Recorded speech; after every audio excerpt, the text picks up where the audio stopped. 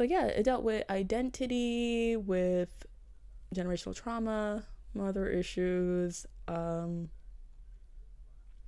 lesbianism, you know, all the best things. Nobody make fun of me for this mic situation because I really cannot. Hello, funny seeing you here. I haven't made a YouTube video of me just sitting down and talking about a book in a long time. I think it's been over a year. But I just finished this book. It's called Every Exquisite Thing by Laura Stephen, and I need to talk about it to somebody. So it's going to be you guys. I actually haven't looked up if there are other reviews or anything of this book online. I believe it came out this year, so I would assume there's not much about it out yet. So I'm going to talk about it.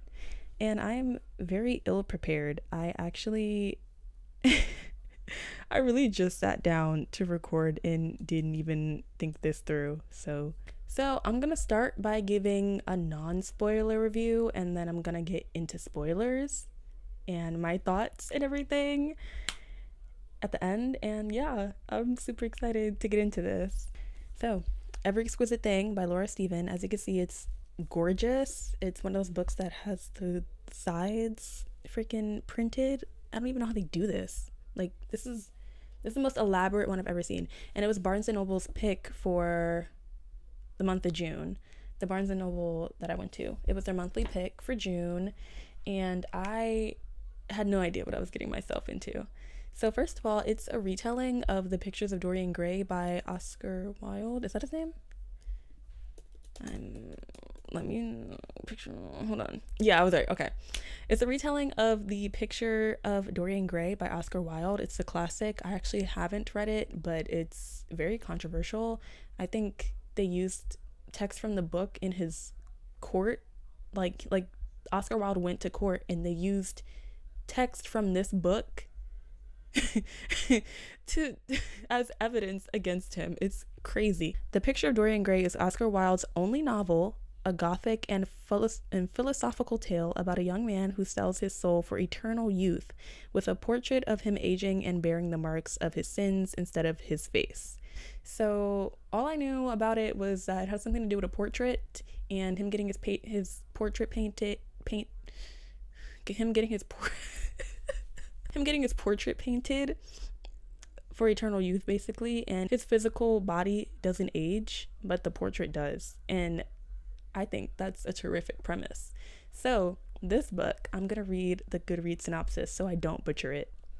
A feminist YA horror thriller romance retelling of The Picture of Dorian Gray by the TikToks. Okay, I actually hate this. I'm just gonna read what the book says because I really hate synopses on Goodreads. They're either like really good or like terrible. Hello, this is me from the future. If you want to go into this book as blind as possible, like I did, but still kind of want to know what it's about, because low-key the synopsis does spoil something big that I didn't know going into it, I would say I would just give these few tags to let you know what this book is about.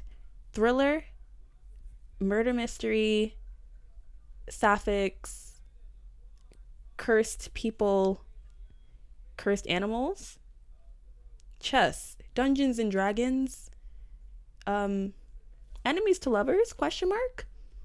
And that's all I'll give you. Penny Paxton has beauty in her blood. Daughter of a world-famous supermodel, she's ready to claim her own spotlight at the elite Dorian Drama Academy. When her mentor offers the chance to sit for a mysterious artist whose portraits grant immortal beauty, Penny leaps at it, just like the school's most dazzling alumni before her. But when her mentor is murdered, Penny discovers the portraits are cursed. One by one, their flawless subjects are dying.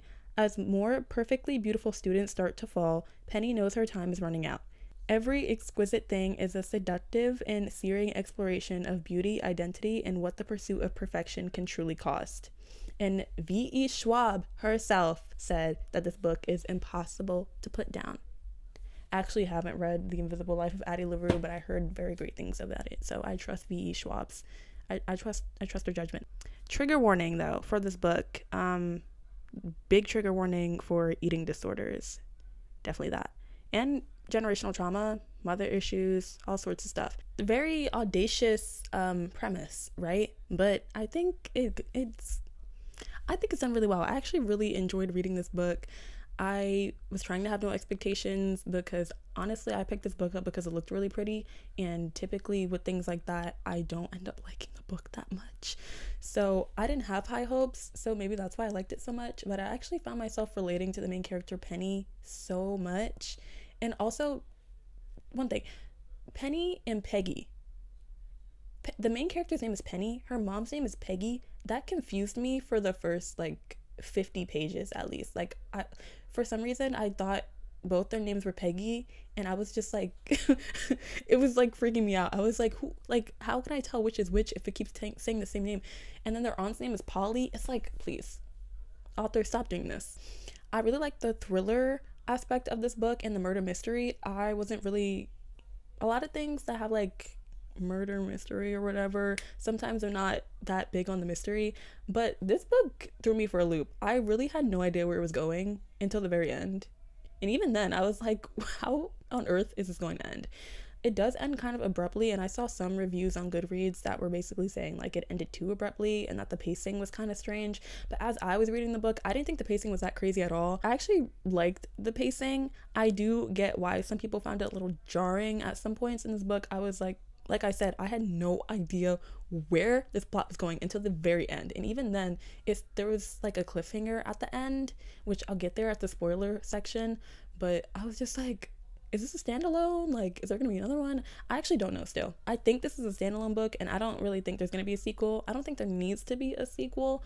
But if there was, I wouldn't be too mad because I have questions, a lot of questions. The characters, I love the characters. Again, I'll get deeper into it in the spoiler section.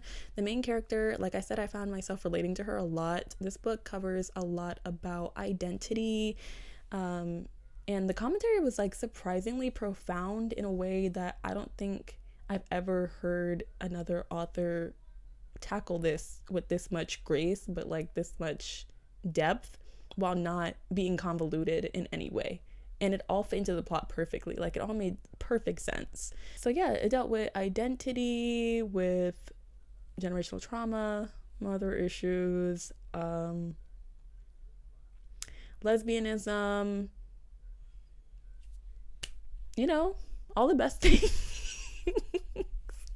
And as for the plot, as a retelling, it can be difficult to stray the line between not necessarily taking too much from the original story, if that even exists, and taking too little from the original story. I feel like this book perfectly waged the line, and I also feel like you don't need an understanding of the original book at all to understand this one, and I love retellings like that.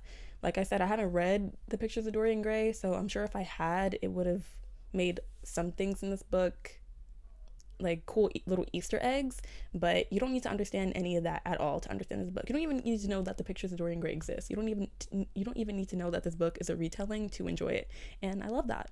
And I do think that the plot very much distinguished itself from the original, which I haven't read.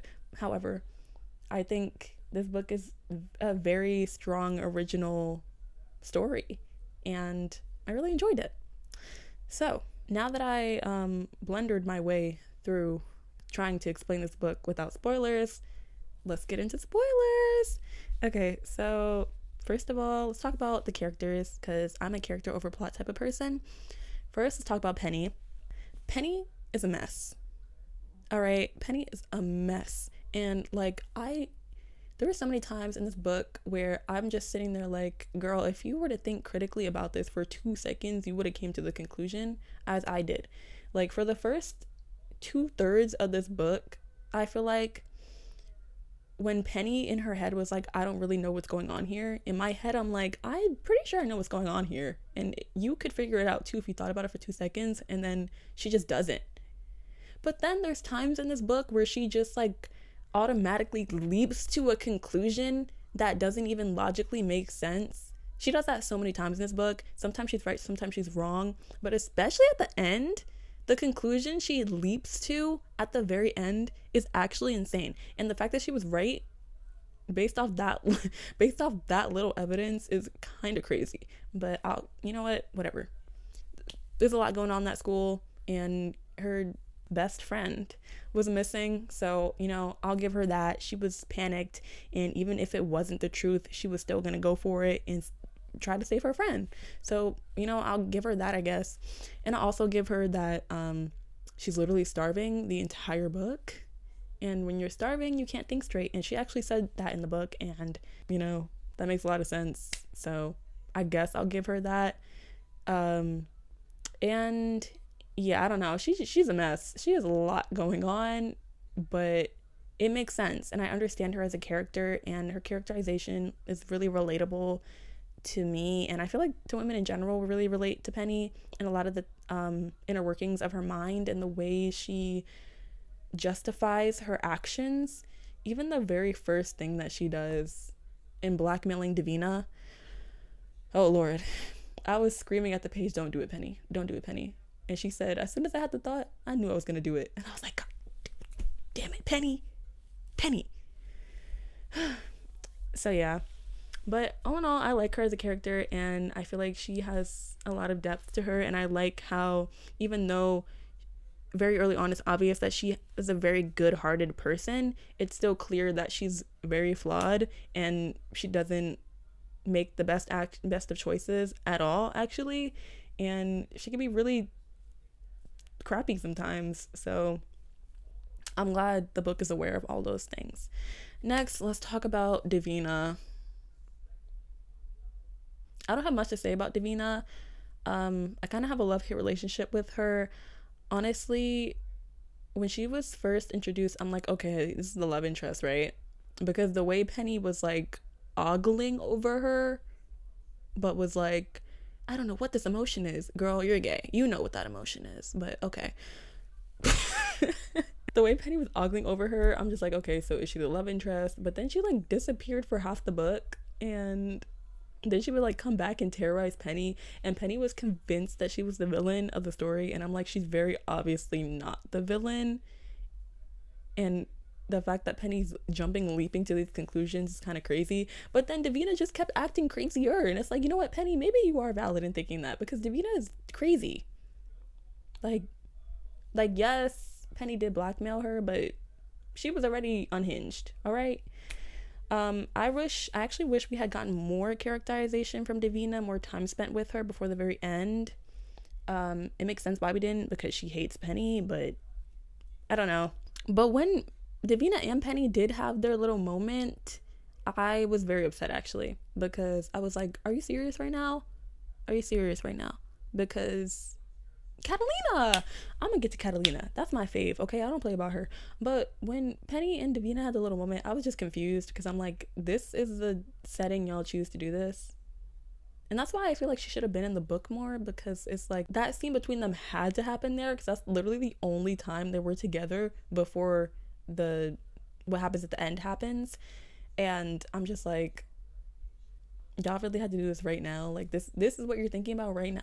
And I don't understand Davina at all, actually.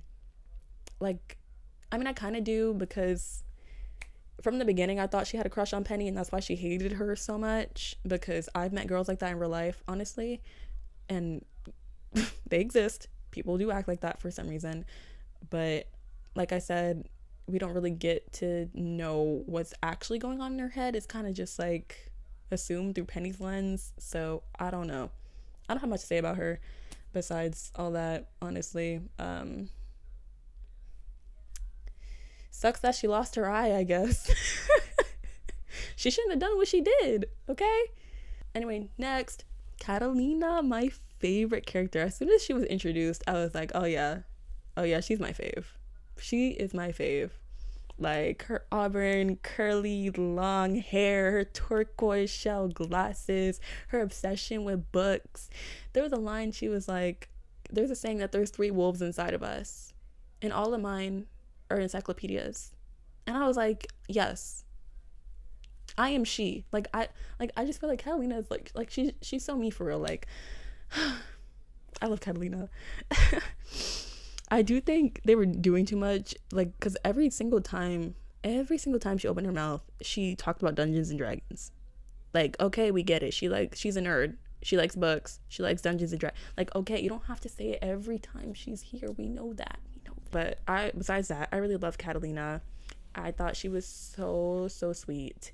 She is the standout of this book for me. She has no flaws, which maybe is a flaw in itself, honestly. But I love her, and I love that she was able to make Penny see things in herself that she never saw. And I just thought their romance was so cute, and I actually wasn't expecting it, and that's why I loved it so much. I wasn't expecting, because like I said, I thought Davina was gonna be the love interest, but then Penny started spending more and more time with Catalina, and I'm like, and then Catalina said she was gay, and I was like, what that mean? What that mean? So yeah, I love when romances aren't the main point of a book, because I find with a lot of books that are either like thriller romances or fantasy romances or contemporary romances, the romance is still the main plot, and I actually hate that. Or like it's like all consuming to the main plot. And I feel like in this book, the romance, or romances honestly, were in like the love triangle, I guess, was weaved into the story perfectly, except for, like I said, the scene with Davina and Penny doing what they did underground. I'm just like, this is the time y'all chose to do this. That was misplaced. But everything else I feel like was worked really well into the plot, and it wasn't predictable at all. And I love when stuff isn't predictable, because I have so much fun with it. And the fact that they ended up together and that Penny saved her in the end, like, that was great. But I'll get to that when I talk about the plot. Who's next? Maisie? Is that how you say her name? Maze? Is her name Maze or Maisie? I'm gonna call her M, because I actually don't know how to say her name. I don't have much to say about her. She was annoying the whole book, and I'm kind of mad they made up at the end without probably talking about it, because literally Penny didn't like her for real. Davina didn't like her for real. Catalina was the only person that liked her. And what's his face? Actually, what's his face didn't even like her. What's the guy's name? Oh gosh. Fraser. Okay. Fraser didn't even like her until the very end. Like, I get it, trauma, like, you can bond through trauma or whatever, and they were kind of just, they all put their differences aside at the end, but I kind of wish there was more, I don't know, just anything of her maybe being like, I'm so sorry I treated you guys this way. Literally anything from her would have been great, but I guess helping to save Catalina's life was enough, which, fair enough, I guess. And then Fraser, I wish Fraser had more. I wish he had more. He was the perfect himbo. Are you kidding me? That's the only reason why I hope this book has a sequel, so I could see more of Fraser, because he was my second favorite character, honestly. Like, and the funny part is, from the beginning, I was like, oh, he's a drag queen. But I didn't think he was actually a drag queen. When I tell you, when they revealed that, I burst out laughing. I could not believe it. Because that's so unserious. That's another thing. This book is so unserious, like, in the best of ways. There were so many points in this book where I was just like, wow, this is so stupid. Like, wow, this is so Gen Z. This is so modern. It kind of took me out of the book sometimes, honestly, but I'm gonna give the writer the benefit of the doubt. Okay, at least she's making this retelling as modern as possible. And this book literally came out this year, so usually I read books that are a lot older, so maybe that's why it was so jarring to me that things were kind of modern, but whatever. Anyways, who else? I'm gonna talk about the teachers for a second. Trevor, he should have died. Sorry. Is that terrible to say about a character? No, it's not, because he's not a real person. He should have died or something. He's just like, why are you here? And why are you sleeping with a student? And then why, like so many things, why? And also, like, this whole school is insane to me. The whole, like, master and slave class. He's like, oh, you can ask him to do literally anything within the confines of the law. And then a student was like, wait, didn't somebody do something illegal before? And he was like, yeah. So so like we just don't care about sexual assault, sexual harassment, physical assault even. And that's exactly what happened. Penny basically like gets her autonomy stripped for her by Davina, and it's kind of brushed over or whatever because it's like, oh, I just wanted to see if she had the same marks as me by making her strip naked in front of an entire class of people. Okay. And Trevor was like, I told you not to be mean to her. You could have just shut it down, but okay. And then Davina told her to strip, like, actually take off her underwear. Imagine if she had actually taken off her underwear. Like, what are we doing?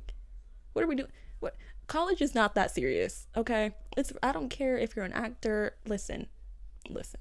I'm a performing artist. I get it. It gets strict, but I don't care what profession you're in.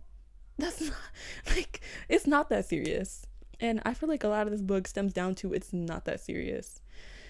Especially Penny's actions, but again, I'll get there. What's her name? The teacher. I don't remember the name. The one that died at the beginning.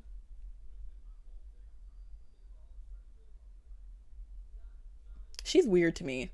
Like, extremely. Like, why would you not tell Penny? Why would you?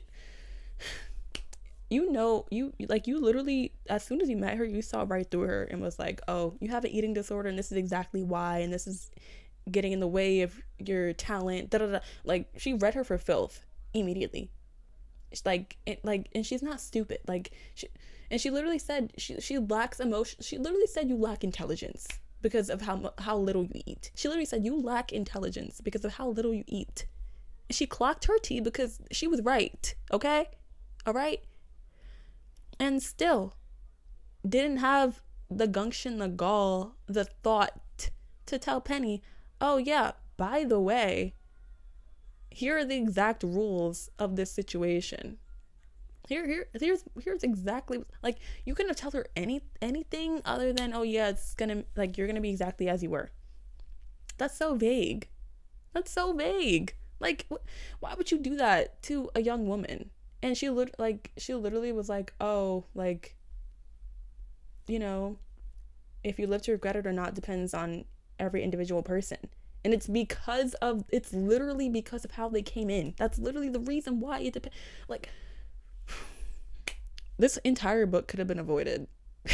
This entire book could have been avoided if she literally just told Penny, like, the actual rule. Well, actually, I don't know. Maybe it would have happened anyway. I don't know. I don't care because she's dead. Penny's mom,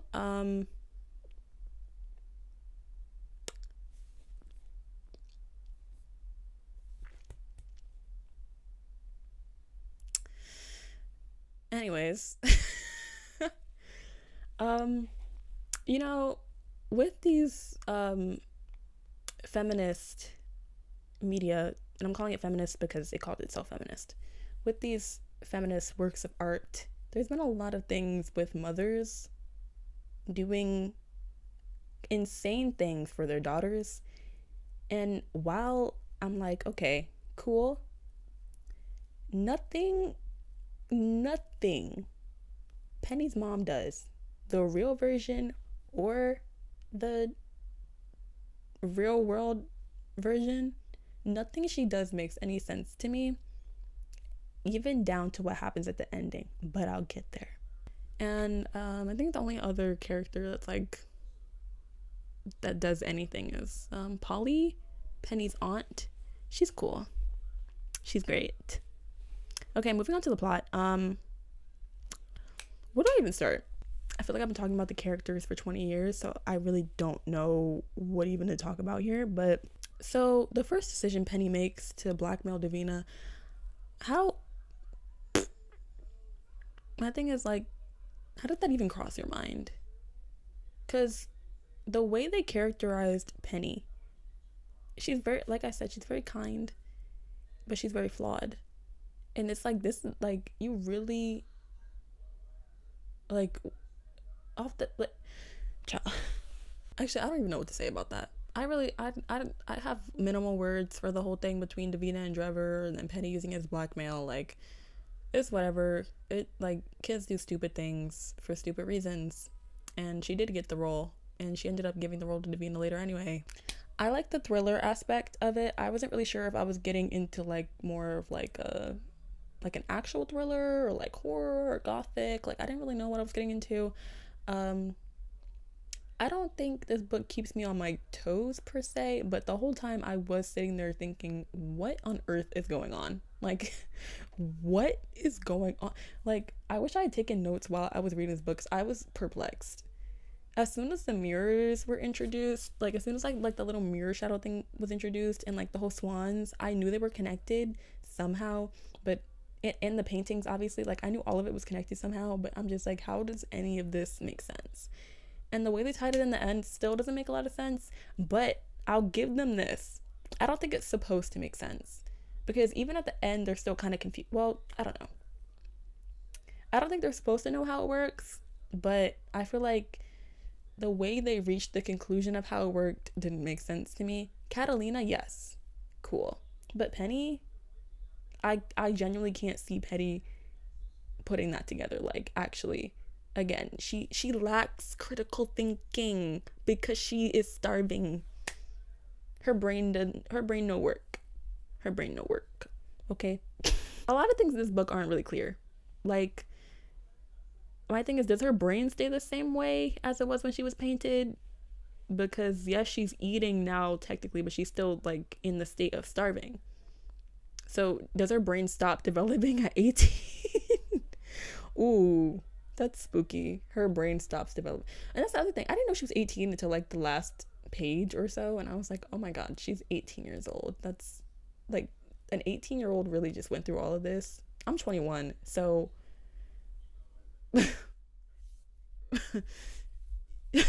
that's my main complaint about the plot. It's really the ending that does it for me. Like I like the plot twists. I like that it's like a whole like system of like magic in the school and nobody really knows how it works, and it's kind of like plants with roots and it's like all connected, and then this lake leads to like a like a hidden realm behind the paintings, and there's like doppelgangers and like you can see memories of your past. Like I like that. That's really cool. And the mirror aspect is really cool to me too, because water was the original mirror. Never forget that. But I don't know. I feel like they could have done better at connecting, especially the symbolism. Not even just the symbolism, but like literally connecting paintings and mirrors. I'm still kind of confused on that and like what the shadows meant. Maybe there does need to be a sequel, because why did Penny see Davina's eyes in the mirror? Like she has so many questions at the end that I also have, and I have even more questions than that. Like, can somebody question the swans? Like genuinely. I don't know why the swans intrigue me the most out of everything, but it's like they have cobweb eyes and nobody thought they were magic or like something or something. Nobody thought something was wrong. Are the swans immortal? Like,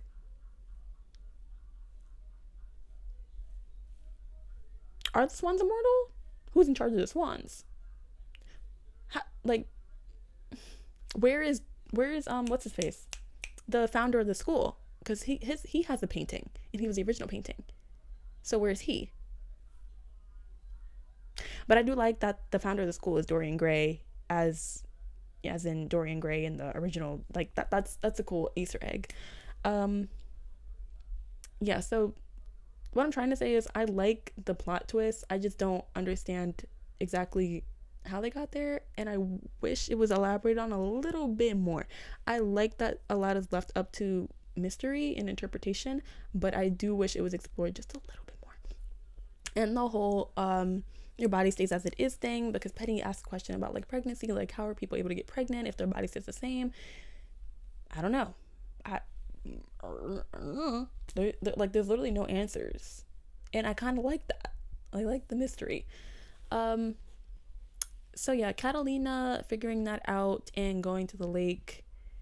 I also wish that was explained. Like Penny made a thought, she was like, oh, I didn't have it in me to ask her like if she went down there because because she knew, or like was it to save me, or like was it an accident, like what happened. I want the answer to that actually, Like, that's something that easily could have been answered so that we have a little bit more understanding of what even happened. It's just like, one day Catalina was there and then she was gone with her insulin. Like, why did they leave behind her insulin? I don't know. And like, how did she even end up down there still alive?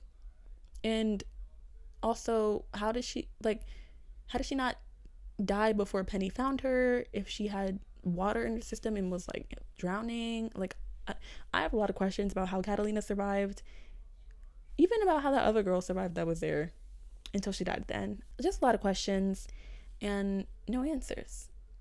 And I don't think there will ever be any answers, and that's okay. Anyways, I really like that Penny saved Catalina at the end. Like, that was really cute. That was really, really, really cute. It was like, oh my gosh, like, Catalina's like the princess. She's like the prince, or like the orc or whatever. I haven't played Dungeons and Dragons in a really long time, so I don't know. But that was really cute that they ended up having their own little like fantasy quest with each other, and Penny saved her, and then they ended up together. That was really cute. I need to talk about Penny's mom though. Before I give my final closing thoughts, I really need to talk about Penny's mom. I think that the fact that she is a murderer in both lives is hysterical. That is hysterical. Well, is she really? Because the masked painter is still alive, apparently.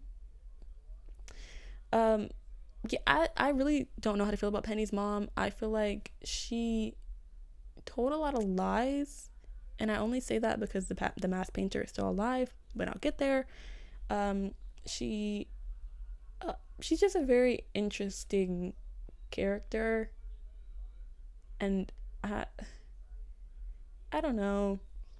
I don't think anything she did was valid. I think she lacks just as much critical thinking as her daughter does. So maybe it's genetic and it's not to do with Penny starving. I think it's actually genetic, because they're both stupid. They're both dumb. And Penny wasn't even mad at her mom at all. Like, I don't know.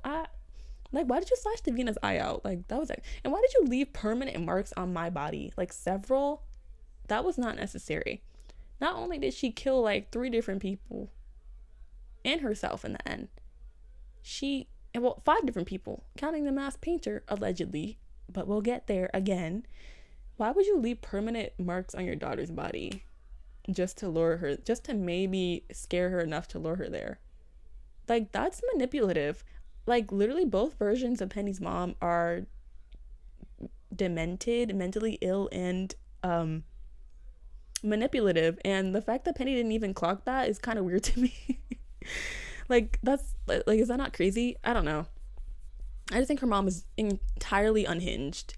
Yes, she did it all for her daughter, like to see her daughter and to save her daughter, but it's like, I feel like she jumped to the same like insane conclusions that again, it's biological. She was jumping to insane conclusions. She was like, yeah, if I leave all these marks on your body, you're totally gonna get scared enough to like figure out this like elaborate the swans or the guardians and get under the lake and to get into the hidden realm, and then get like, on what world would she have figured that out normally? I'm mad she figured it out in the first place, but like, why would she do that on the brief chance that Penny would figure it out? I just think that's insane, and I think that's even more reckless to her daughter's life than anything.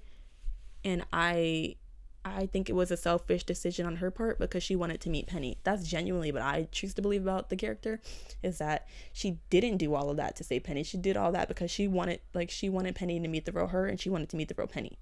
So I don't think she did it for her daughter at all. And I think she's just the other side of the coin of the real life version of Penny's mom.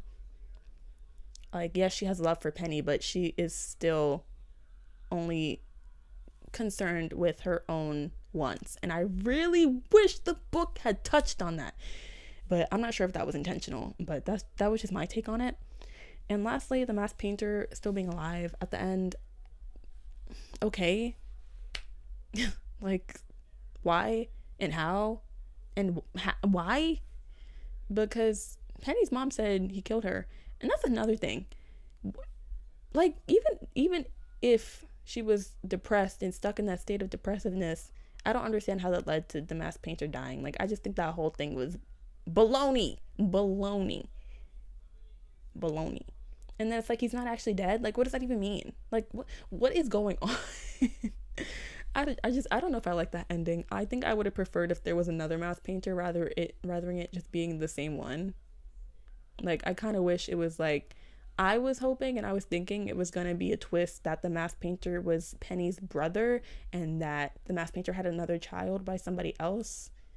Like, I genuinely thought that's what the twist was going to be, that the second one is the first one's son and that it's also Penny's half brother, and it would have been a whole thing and that would have been motivation. But like, no, that didn't happen. It, like, all of this, the villain in the story was just Penny's mom, and we really just brushed over the villain of this entire story is Penny's mom, and it's not even the depressive one. Yes, it's the depressive one, but it's also the real one. So yeah, that was a lot of words and a lot of rambling, and I really hope my audio comes out okay because I'm gonna be upset if it doesn't. Those are my thoughts on every exquisite thing. Oh, it kind of matches my tapestry. That's so cute. It literally blends in. Wow. I would recommend this book. It's a cute read. It's like less than 400 pages. I finished it in under a week and I couldn't put it down. I mean, I could put it down, but I thought it was exciting, and I would give it 4 out of 5 stars. I think it's a little generous. I'm usually a more stricter rater. But I really enjoyed this book, honestly, for all my gripes with the plot and for Penny's lack of thinking and for Peggy's lack of thinking. Okay, but I really enjoyed this book, and let me know if anyone else has read this. What are your thoughts? I rambled for far too long, but I'll put like timestamps of what I'm talking about if you want to skip through the video. But if you made it this far, thank you so much for watching, and let me know if you want me to do more book reviews because that was a wild ride. So yeah, thanks for watching. Bye.